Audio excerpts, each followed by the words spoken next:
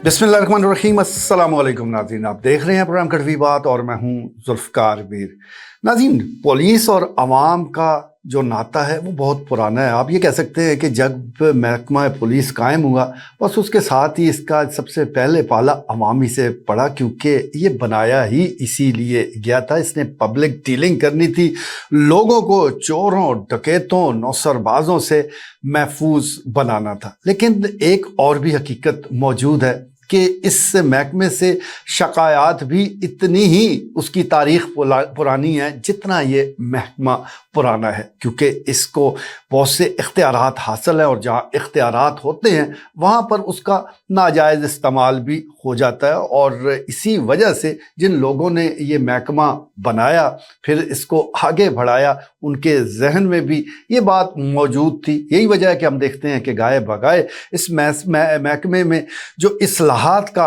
अमल है वो जारी रहा। अगर हम ताज़ा बात करें, ताज़ा से मेरी मुराद एक दो दहाइयों की है, तो ये अमल जो है इसको काफ़ी तेज़ करने की कोशिश की गई।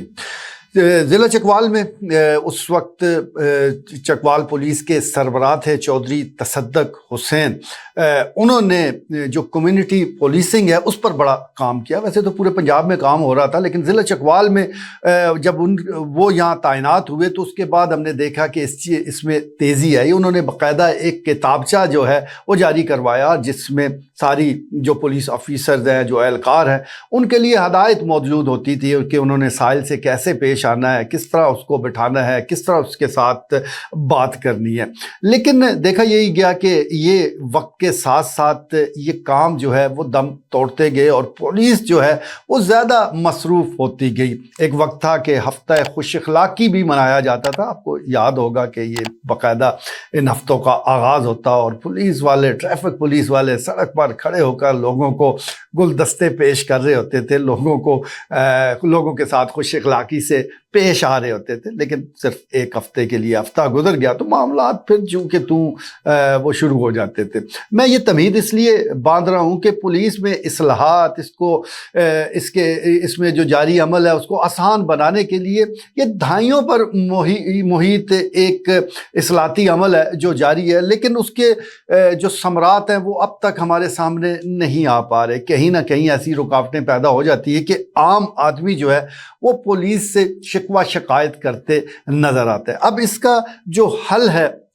मौजूदा दौर के हवाले से मैं बात कर रहा हूँ, तो वो यही निकाला गया कि क्यों ना आम आदमी के साथ ही इस मसले को डिस्कस करने के लिए एक ऐसा प्लेटफॉर्म बना दिया जाए कि पुलिस तक जाने से पहले या पर्चा और फिर खर्चा और फिर सारे मामलात होते रहे, तो इससे पहले है कि कुछ ऐसे लोगों पर मुश्तमिल कमेटियां बना दी जाए कि जहां पहले मरले के तौर पर कोशिश की जाए कि फरीकैन के अगर मामलात सेटल हो सकते हैं तो उनका हल तलाश कर लिया जाए। सोच अच्छी है और इस सिलसिले में काफ़ी अरसे से काम भी हो रहा है। मसालती कमेटियों के नाम से ये सिलसिला जारी है और अब क्योंकि फिर सियासी गवर्नमेंट आई तो फिर ताज़ा हवाले से इसकी तंजीम नौ भी की गई है और इस सिलसिले में थाना सिटी चकवाल हो, सदर हो या ज़िला चकवाल के जितने भी थाना जाते हैं वहाँ पर मसालती कमेटियाँ बना दी गई हैं और इसमें कोशिश की गई है कि अच्छी शोहरत के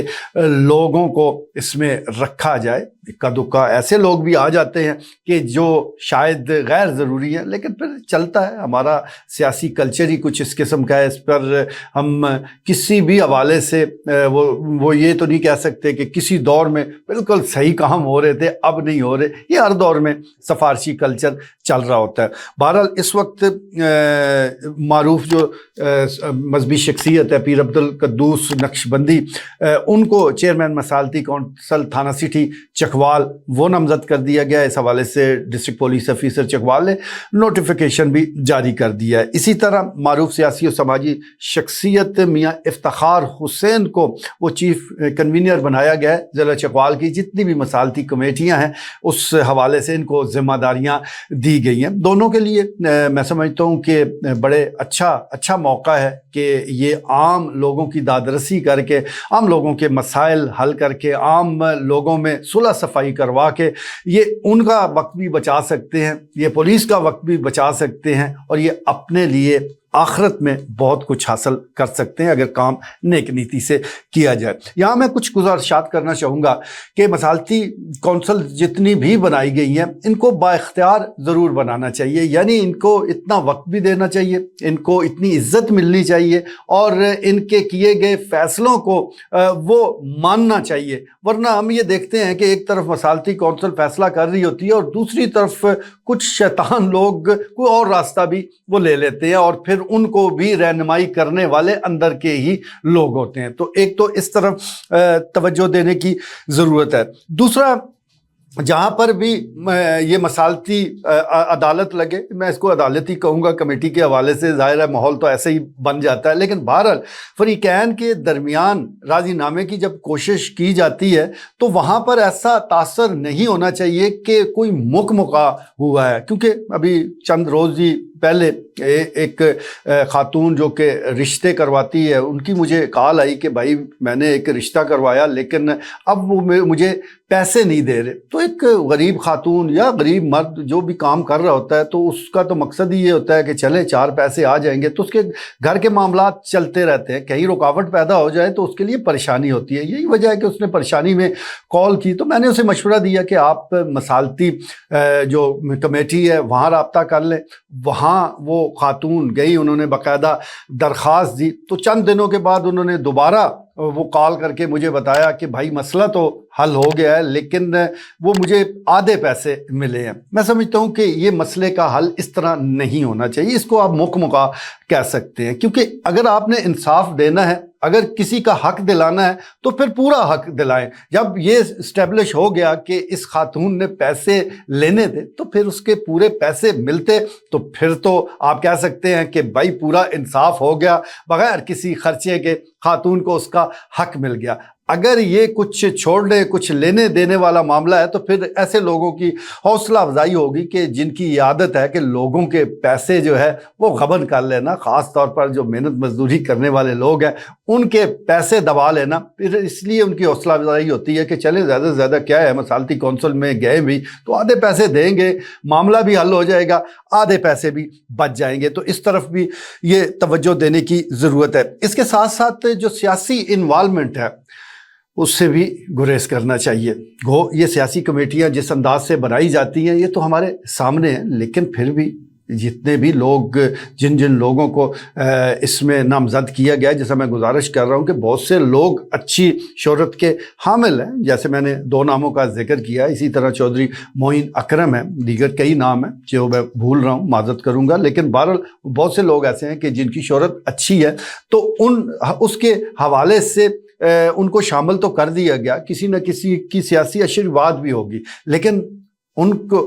کو یہ ذہن میں یا ان کو یہ ذہن میں رکھنا چاہیے کہ وہ سیاسی شخصیت کو جواب دہ نہیں ہے، وہ اللہ کو جواب دہ ہیں۔ ان کے معاملات بالکل ایسے لوگوں کے ساتھ جڑے ہوئے ہیں کہ جو وسائل نہیں رکھتے، جو غریب لوگ ہیں۔ وہاں پر اگر انصاف کا ترازو ادھر ادھر ہو گیا، کسی کی سیاسی انوالومنٹ کے نتیجے میں کسی کا حق مار لیا گیا، تو پھر شاید اس دنیا میں تو وہ بچ جائیں، آگے جا کر وہ بچ نہیں سکتے۔ تو اس لیے اس طرف بھی بالکل توجہ دینے کی ضرورت ہے۔ دوسری ایک اور میں گزارش کرنا چاہوں گا، اور یہ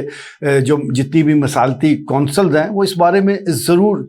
وہ سوچیں بھی، اس میں ورک بھی کریں اور کوشش کریں کہ یہ معاملات جو ہے وہ مصالحتی کمیٹی کے پلیٹ فارم پر ان کا حل تلاش کیا جائے۔ گزشتہ کچھ عرصے سے دیکھا جا رہا ہے کہ جھوٹی درخواستیں جو ہے ان کی تعداد بڑھتی جا رہی ہے، اور اس سلسلے میں آپ دیکھیں، ریکارڈ کا جائزہ لیں تو مدعی اگر کلر کہار کا ہے تو ہو سکتا ہے اس نے تھانہ صدر چکوال میں درخواست دے رکھی ہو، یعنی وقوع یہاں کا ظاہر کر دیا ہو، وہ اس لیے کہ اس کے معاملات کہیں یہاں سیٹل ہو گئے ہوں گے۔ اسی طرح اگر کوئی تھانہ سٹی کا ہے تو ہو سکتا ہے اس نے نیلا میں پرچہ درج کروا دیا ہو، وقوع کو ادھر لے گیا ہو۔ تو یہ جھوٹی درخواستوں کے حوالے سے یہ وقوع اٹھائے لوگ بہت سے گھوم رہے ہیں، ان کی حوصلہ شکنی بہت ضروری ہے، ورنہ تو کوئی شریف آدمی ان جھوٹے